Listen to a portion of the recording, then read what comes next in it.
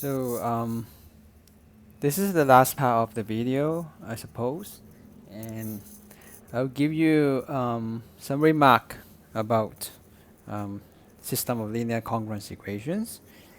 So now this is the first remark. Okay. Now here we have a one particular solution for the system. Remember the last example. We want to solve this system, and I taught you the method. So you have to um, solve three other systems, and then after that you add up the solutions, and then you add the 105k at the end, then you get the general solution. Now this 128 is just one particular solution. If you don't like it, you can um, you can get another one. So for example, so as I said, this number is just one particular solution to the system. So if we add any multiple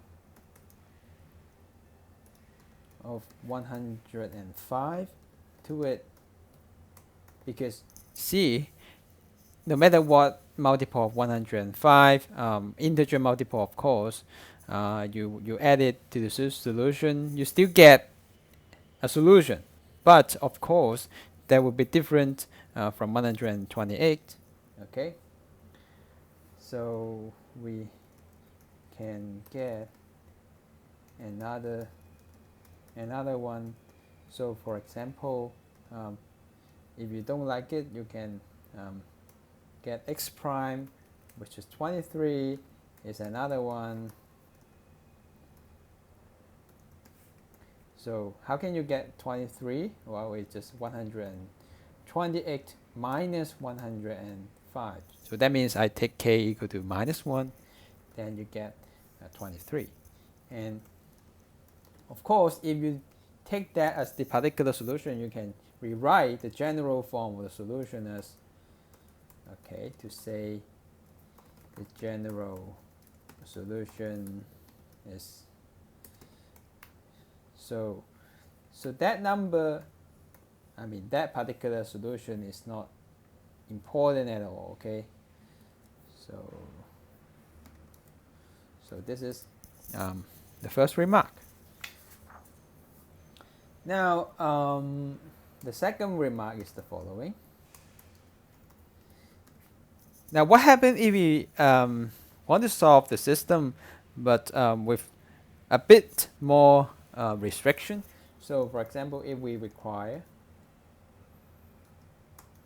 okay, so same problem, okay, same system, I should say. I copy the same system, require this system, okay, and with the requirement, which is this. Okay, so we require x has to be between 0 and 200. Okay, then what can we do? Now, of course, you first solve the system without any restriction, but then you restrict the general solution. So from the general solution, remember this is the general solution. Well, let me use this one. Okay, so from the general solution, you have this one. Okay,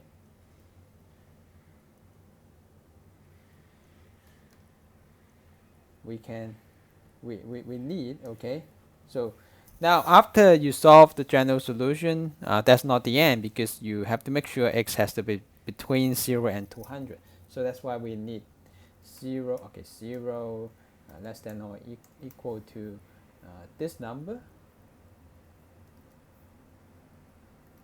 and then less than or equal to 200. Okay, but then well, what are you doing here? Well, actually you want to find the possible range for that k. Okay, remember k is any integer, but now because of the restriction, actually you cannot choose free. I mean, you cannot choose k as free as before. Okay, so that's why you have to find the possible range for k. Now, which gives you this. Okay, so you just solve that simple inequality. Okay, then you have this. So after you solve it, you should get this expression. So you try to see if you can get this. Okay, and then less than or equal to the other fraction, so 72 over 105. Okay, so now after you solve this inequality, you find that, well, k has to be between negative 128 over 105 and less than or equal to 72 over 105. So remember, since k must be an integer, okay, so that is very important. Okay, if k is not an integer, then you have so many possible values for k, but here, because k is an integer, there are not many, so we only have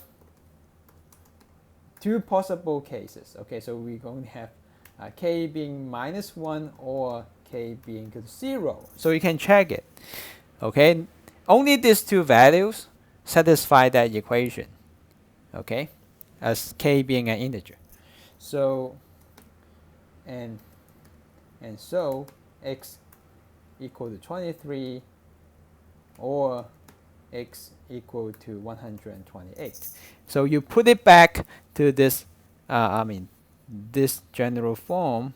Okay, for example, you take k being -1, then you get 23. You take k equal to 0, then you get 128. So actually, there are only two possible solutions to the problem if you put the restriction that x has to be between 0 and 200. So that gives you the solution. Okay, so it's not difficult at all. Okay, so you just have to do one more step. Okay, to get to solve the problem. So after you solve the general solution, you restrict yourself to that range and then try to see what are the possible cases. Okay, so only two cases. Okay. Now this is another remark. Okay, so now we have another one. I hope this is the last remark. Okay, so for a system,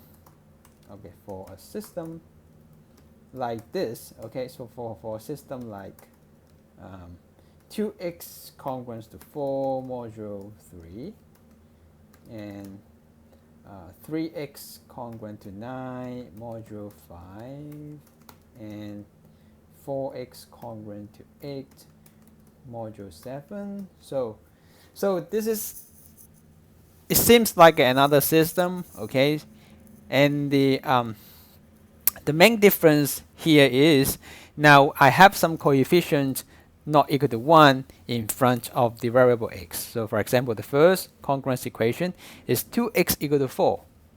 And the second one is 3x equal to 9 and 4x equal to x. So there are coefficients not equal to 1 in front of the variable. So how can we solve it? Then so the idea is we first try to transform the system to something like this. So x equal to let me use another symbol, so d. Okay, so modulo 3 and x congruent to e. Okay, modulo 5 and x congruent to f modulo 7.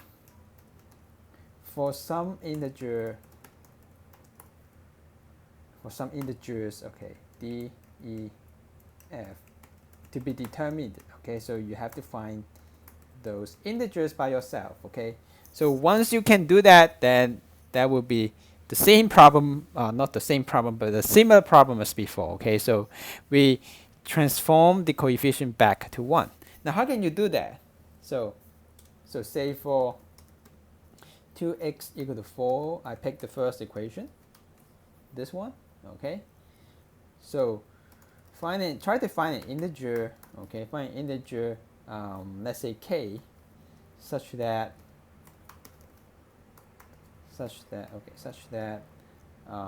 you get 2k that is equal to 1 modulo 3. Now, if you can do that, then you simply multiply the whole equation by k. Then, because of that condition, that 2k will be congruent to 1 modulo 3. So that coefficient is gone. So you just change back the form like x equal to something. Okay, here that is the integer d. Now, here what should be the k? Well, for example, take you just try to get it by yourself. For example, you can take k equals 2. Then you can easily see that 2 times 2, which is 4, and 4 is congruent to 1 modulo 3. So that is k equal to 2. Well, then we multiply, as I said, multiply the equation by k, and k equal to 2, of course, and obtain. So you multiply this equation, okay, by k. K is 2, so you have 2x congruent to 2 times 4 modulo 3. Okay, and because now 2 times 2 is 4, but that is congruent to 1 after you take the congruence modulo 3, which gives x congruent to 8. Okay, but x congruent to x, okay, you can keep that x, but if you think that x is too big, then after you take the congruence modulo 3, you can reduce the value and get back 2. Okay, so in other words, so hence the equation, this one, okay, the equation is equivalent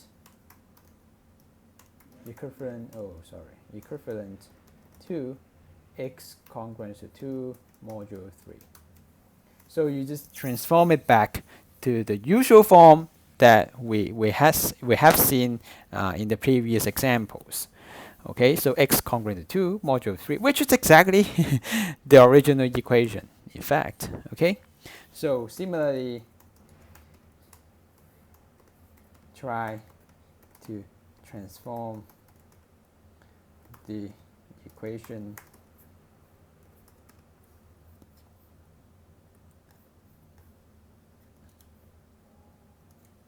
by yourself. Okay, so you can transform the two equations to the form that I just mentioned, which is the variable is having the coefficient equal to 1, and for the right hand side we don't really care. Well, you can always transform that constant to be any number you like after you take the you add some multiples of your modulo integer. Okay, then you can get the usual equation that we have seen before. Okay, so this is the two equation. This is the remark for the system of linear congruence equation. So I hope you all understand the method. Okay, if you have any question, you can of course ask me, send me emails, or you can just try to read more the lecture notes, and also try the practice problems, and then see if you have any difficulty in solving those problems. Okay, so that's the end for Chinese remainder theorem.